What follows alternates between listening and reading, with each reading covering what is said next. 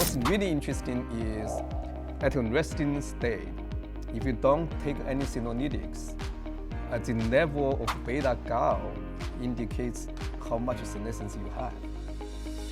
But if you take a senolytic, the beta-gal activity actually goes up if the senolytic works.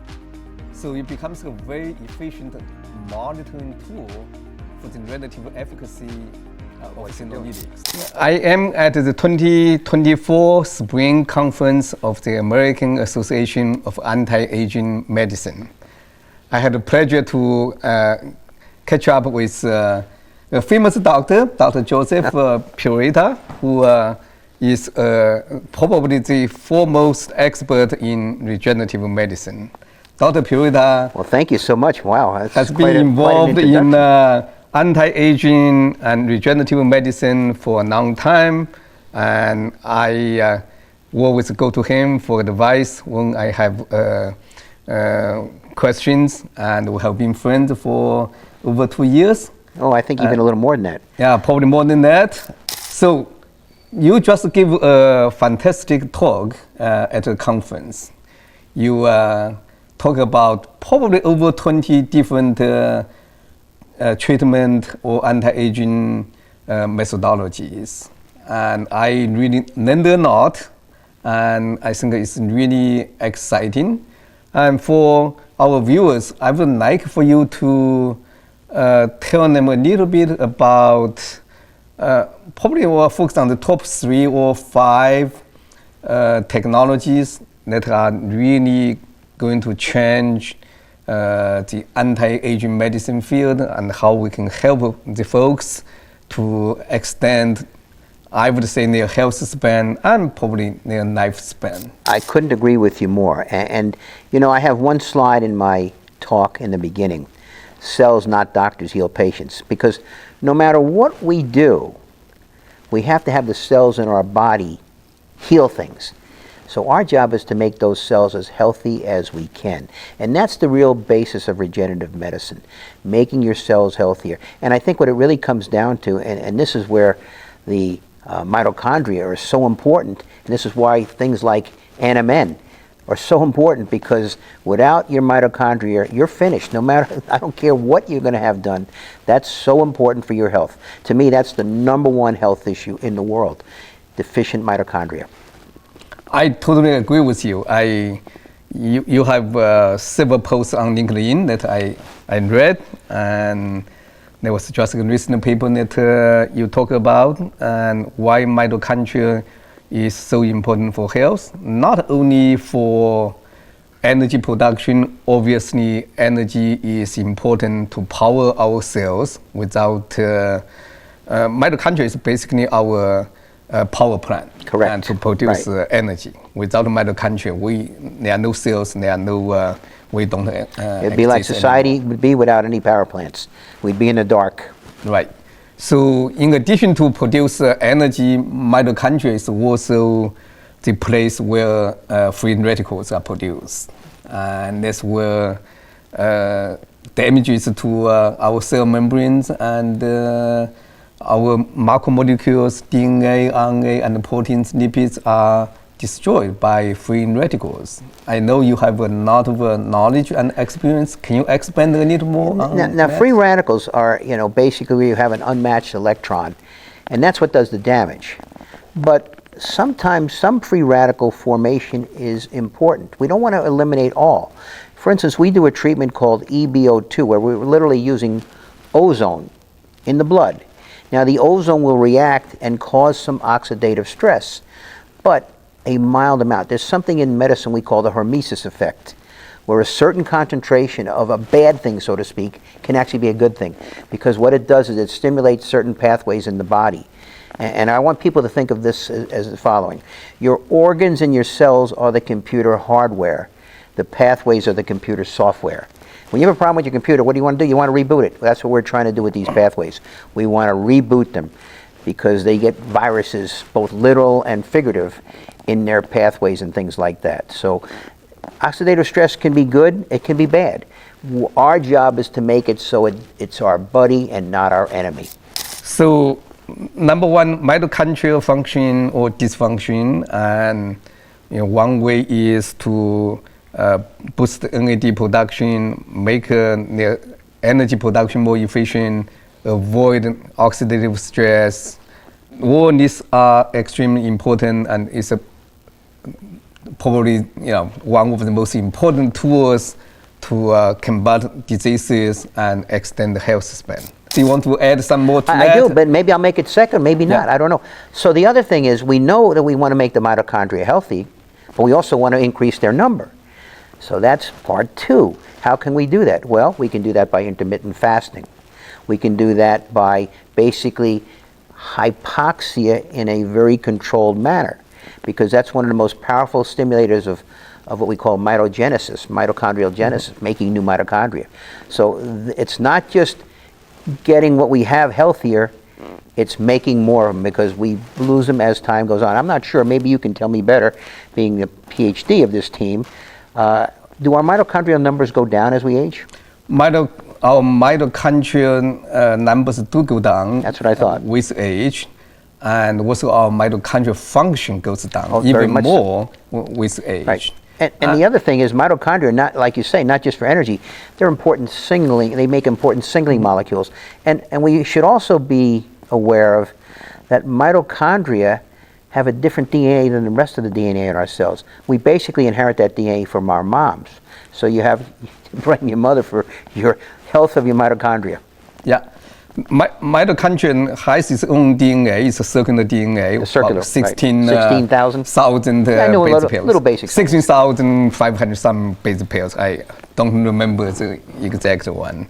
And also, when we age, there are more free mitochondrial DNA in our blood as well. So as mitochondria get damaged, mitochondrial DNA can be released into the blood circulation. That's one of the biomarkers that can become actually very interesting to monitor mitochondrial function. It's not explored yet in the field, but my career starting was studying mitochondria in evolutionary biology sense, so I know a little bit about mitochondria. In my own evolution, I used to kind of say, I don't need to know that anymore. I'm out of medical school now, but then I kind of did it about face and said, you really need to know the basic science to make things work better. Or there's no shortcuts. Simple as that. Right. So, since the number of mitochondria is so important, do you know what are the efficient ways to boost the number of mitochondria? Well, some of them are common sense ways, but sometimes common sense is not common, as I say. But you can basically, a proper diet, okay? You basically want to exercise. High intensity exercises, things like that will increase the mitochondrial number and their health. Certainly, I think you have to take a number of supplements. NMN, NR, whatever your choices are. I think NMN is a great one. Other things, there's one supplement you and I actually have spoken about, urolithin A. Yeah. I'm very fond of that supplement because what that does, it helps recirculate the mitochondria. It kind of basically is kind of like a judge and says, you're doing too much, I'm going to destroy you, but use your parts. Or, hey, you know what, I think we can fix you up. So that's another important aspect of the treatment. And again, just good, clean living is the most important thing of all, I think. Yeah, and also inhibition of AMPK activities can boost the number of mitochondria and also function of like mitochondria. Berberine, for instance. Like I'm a big fan of Berberine. I think that's I take that every day. I mean, I take a handful of supplements every day without fail. I absolutely agree with you, and we are actually making a Berberine supplement, a new formulation to make it more efficient. It's it's interesting. A lot of the anti-aging circles out there, they still tout metformin. And to me, metformin is, look, at one time I was taking it, not because I had diabetes, for anti-aging, anti-cancer, etc. But metformin can sometimes nullify some of the effects of exercise. Mm-hmm. Berberine does not. That's why Berberine, to me, is a hands-down better choice. All right, very good. So I think we're talking a lot about the mitochondria and mitochondrial function. What's the number two action that you think is very important for anti-aging? Inflammation. There's the word inflammaging. where you combine inflammation and aging together. Get down inflammation, you get down, so you slow down aging. Increase aging, you increase inflammation. So that's another thing. And then that's sort of in a way related to mitochondria. Again, everything kind of funnels down, as I tell people in my office, to your mitochondria. But you've got to reduce inflammation, or you're not going to succeed. Inflammation is the root cause of almost all age-related diseases. You're absolutely right. And there are different types of inflammation as well. I think the question is how we can identify the sources of inflammation and what are the best biomarkers for inflammation one can test. And then on the second part of the question is what are the best actions we can take to reduce actions. Well, and again, this is something I've spoken to you in the past about. As you say, there are certain biomarkers, and some of these biomarkers are caused by or released by what we call senescent cells, which are zombie cells. These are cells that should have died but did not die. Now, unfortunately, they continue to go on, so to speak, and lo and behold, they will cause other cells to become diseased and sick. They secrete many different growth factors. And the crazy thing, and this is what gets me, there's a lot of clinics out there, they want to give patients all sort of supplements, and I say, well, that's all well and good, you're giving supplements, but realize you're also making these zombie cells, these senescent cells, healthier, which you don't want to do. Mm-hmm. So many times you need to give what we call a senolytic agent, which is something that can help take care of these cells. Some good ones out there like fisetin, quercetin, things like that. I mean, we are big believers in the senolytics and other things. Xenomorphics, xenotherapeutics is actually the best word of all, because you want to have your immune system be able to get rid of these cells. You want to basically kill them and get rid of them. You want to have the undertakers take them away, so to speak. I totally agree with you, and I think senescence is one of the 6 major risk factors of all age-related diseases. We do need some senescent cells, so that's the thing. We do, well, senescence is involved in wound healing. Yeah, perfect. That's the most we're on the same important page, one. like we're always. On the same page. Okay. Yeah, but in general, too much senescence is not good for health. Exactly. We have extensive data showing that senescence, especially the biomarker beta-galactosidase, or we call it sometimes beta-gal, is highly increased in... And that's a good biomarker to measure. Yeah, in patients with many diseases. We have also shown that beta-gal and senescence burden determines how a cancer patient responds to chemotherapy, and it determines the survival. We have done a very large study on cervical cancer with over 1,000 patients. What we have shown is patients with lower senescence have 5 times better survival than cervical patients with high senescence. No question. It's a risk factor that the anti-aging field and the biohack field have paid much attention in the last few years, but the mainstream medicine has not. Well, no, the NIH is now paying a little more attention to senescence. But they're still missing the boat, but they're slowly paddling to it little by little. Absolutely. Let's talk a little bit about the Senolytics. And there are a number of them that have been used. And the best one that's known is quercetin and fisetin. And many people are using that. I actually use a protocol that contains 1,000 milligrams of quercetin and 1,000 milligrams of vitamin C. And vitamin C and quercetin can synergize to increase senolytic activity.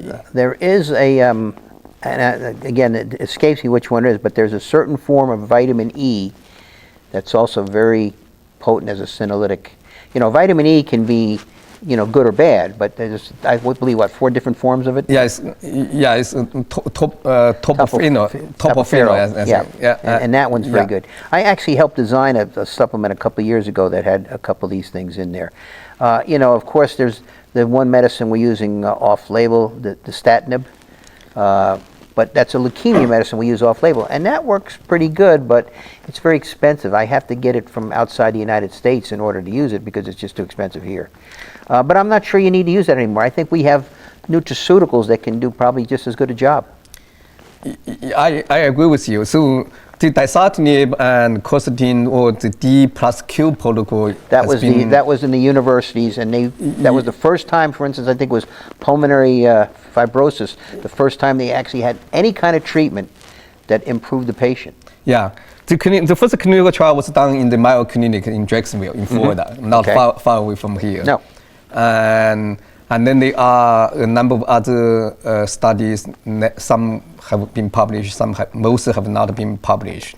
And the D plus Q is probably a good protocol, but there are also other pharmaceuticals or supplements that can be used, and rapamycin is one that is believed to be to have some senolytic activities, and also grape seeds, and that seems to be pretty good senolytic. Yeah, grape seed is something that's, to me, it's like a wonder supplement. Yeah. So many different things it can do. Right. So I think the main issue that we're still facing is what's the best biomarker for senescence. Beta-gal is quite a reasonable one. I think that's a good starting point, definitely. And we know we can use it to monitor the activities of senolytics. What's really interesting is at a resting state, if you don't take any senolytics, the level of beta-gal indicates how much senescence you have. But if you take a senolytic, the beta-gal activity actually goes up if the senolytic works.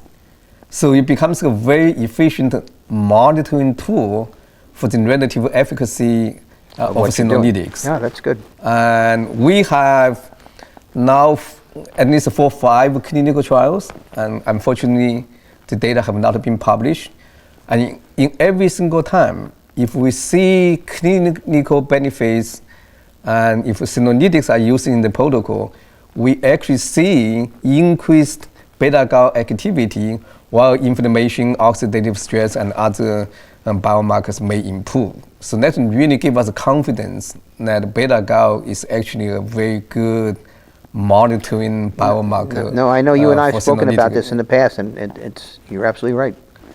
And I think you have probably the most efficient and best ways of checking them of any place I know. I mean, even you looked at these other places. Thank you. All right. So now let's talk about the third treatment with therapeutics that is on your top 3 list. Third treatment. Well, I mean, they're all sort of. You talk about a lot today. Oh, well, stem cell therapy. Stem cells. Yes. Let's talk about the stem cells. So basically, one cell that I'm very fond of, and I've been involved with it for years, is something called a VSEL, very small embryonic-like stem cell. Now, basically, we have a few ways of doing this. First of all, we give some supplements ahead of time. We give one supplement called fisetin. Now, fisetin is an algae that's found off a lot of the blue zones. In this particular one, we use from the coast of Okinawa. Now, we know the people of Okinawa are very long-lived. So this fisetin, we feel, when we give it ahead of time, it stimulates the bone marrow to produce these V cells, very small embryonic cells. But they're quiescent. They're not really active. So we harvest them, then we mix them with what we call a platelet lysate, which is growth factors that we get from the blood platelets, and put them overnight at 4 degrees centigrade and low oxygen. And we give them back intravenously the next day. And they have been known to do some very interesting things. We've, anecdotally seen some very good results with them. And we're about to do a study on them now. Looking for, among other things, Klotho protein. We were talking about that. All right. So, let's talk about the VSEL and the stem cell in general, and then we can come to Klotho. Okay. So stem cells have been around for decades, and I think good outcomes have been obtained with various types of stem cells. You talk about different types today. Interestingly enough, some of the results for me, being an orthopedic surgeon by training, it's fairly easy for me to put some of these cells in a joint because they're easy to deliver there and easy to keep them there. And you do it at heart, it's a little more difficult. But nevertheless, we're making progress on all fronts. We give them some of them intravenously. I'm a big fan of what we call autologous, meaning that it's from the patient themselves. But I think we're going to see, under the right circumstances, that we'll use mesenchymal cells from placenta sources and umbilical sources and things like that. But we have to be careful about some of these things, and there could be a potential allergic reaction. But I think still there's a lot of good benefits that we can get. And one of the things, going back to what we first started talking about, we now know that some of the things that these stem cells will do is they will actually transfer mitochondria to diseased cells. And that's how they may actually renovate them. They may actually say, hey, look, I'm going to give you a mitochondria, and you'll be good to go. Because maybe it's like having a part in your car where the car works great except for one part is bad. Like the fuel pump is bad or something. When you change the fuel pump, the car works great again. I mean, that's a great, very interesting observation. Now, I'm not an expert on stem cells, but there are two questions that have been on my mind. Okay. The first one is, how do you evaluate the quantity of stem cells before you put them into a patient? And the second question is, how do you monitor the efficacy or the outcome of the treatment? Okay, so basically, realize we're not a big university center. So we can sometimes do some flow cytometry. It gives us an idea of the number of cells, but it's still tough to really evaluate their viability. You'd have to send them off to a lab to do a culture analysis and see exactly how many cells are forming. CFUs, culture forming units. But we'll do that, and then our most important thing is how the patient is doing, our observations. Absolutely. Now, we also do some things down the road. We may see if we can get an MRI to show some improvements and things like that. I tell patients, we don't cure you with stem cells. We're not at that point where we're curing people, but we can make it better. And one of the things I like to tell patients is, one of the things that we attempt to accomplish with stem cells is, for instance, when we're talking about a joint, we want to change the chemistry of the joint so it's not inflamed all the time. Stem cells are like little biochemical factories. They can basically produce growth factors that can reduce inflammation and keep it at bay for quite some time. Great, thank you. Finally, let's talk about Klotho. What's Klotho? Well, that's an interesting compound. I got to tell you a funny story. I mean, I kind of feel good about talking like it. I was going to be involved in a study where I was going to wear a suit that was electrified. Idea being that it'll stimulate the muscles and it hopefully will produce more Klotho protein. So they said, you had to get a blood level first. I said, okay, fine. But I try and take good care of myself. I'm, do all kinds of good things. So I got the blood level back, and, my head nurse had a little smile on her face and a little snicker. She said, well, you got your level back. I said, okay. And I looked, and I was in the 90th percentile. I said, good. But it was the 90th percentile of the 18 to 35-year-olds. So I said, I guess I'm going to not do that study, and I'm going to keep doing what I'm doing. Yeah. So there you are. But I think it's a very important thing. We know that it's a sort of not just a protein, but it's sort of like a biomarker, I guess we could consider that. And we know that it's very much associated with longevity. Now, that doesn't mean if you have it, you're going to be fine. You can just live a bad life and stuff like that. But I'd rather have a high level than a low level. Let's put it that way. And, that makes me feel good. Yeah, Klotho is considered one of the most important longevity protein. And there are many clinics and companies working on the protein. And we at Ginfinity actually has developed a very efficient Klotho And that's what I need to know, because I'm talking to another doctor that I'm working with closely, and we want to we think that the VSELs will increase it, but we want to do something to check. And that's I think finding efficient ways to increase the Klotho level is going to be a very important initiative. That's going to be the next big thing in regenerative medicine. Is in the next big thing. I totally agree with you. And we have done a few small studies, and there are some supplements, and you mentioned the vest, and there are a number of candidates, but so far, I have not found anything that really works in large scale. I'm not familiar with one either. I'm looking. I'm we, reading we every day. continue to look, and I'm working with another clinic on a clinical trial. We're writing the IRB protocol right now, and let's work together to find good to the me. affordable, efficient Absolutely. ways to increase cortisol level, and among many other things. Now, I want to end by asking your own anti-aging or longevity protocol and what lessons we can learn from you and our viewers can learn from you. Okay, 7 days a week. I'm up at 4 a.m. I read for 1 hour. Then I go out and walk for about 4 miles, hour, 10 minutes or so. Then I come back, I do my elliptical for about 25 minutes, getting my heart rate into 140s. I watch TV while I do it though, some old shows or something, and then I go ahead and swim, and then I get to my office, and that's a 7-day regimen. I don't necessarily go to the office 7 days, maybe 5 days to the office, but that's 7 days a week. I do intermittent fasting during the week for about 18 hours, and try to, listen, I cheat some here and there. As far as beef, I maybe eat 1/2 a hamburger a week, eat some chicken and stuff like that, follow something of a Mediterranean diet. Do some modalities. I take a handful of supplements every day. I mean, that's beyond question. And, I'm continuing to work, which keeps me young, I think, and keeps me vigorous. My personal goal is to be able to play tennis in my late 90s, or maybe over 100. What's your personal goal? My personal goal is the same as yours.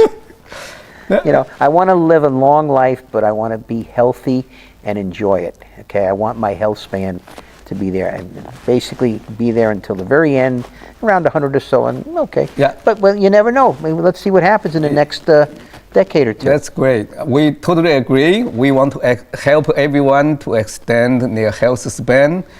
You have a date, and we're going to play a tennis game or whatever your favorite sports in my pleasure. 40, 50 years from now. Someone I've always respected and will continue to respect. Thank you. Thank you.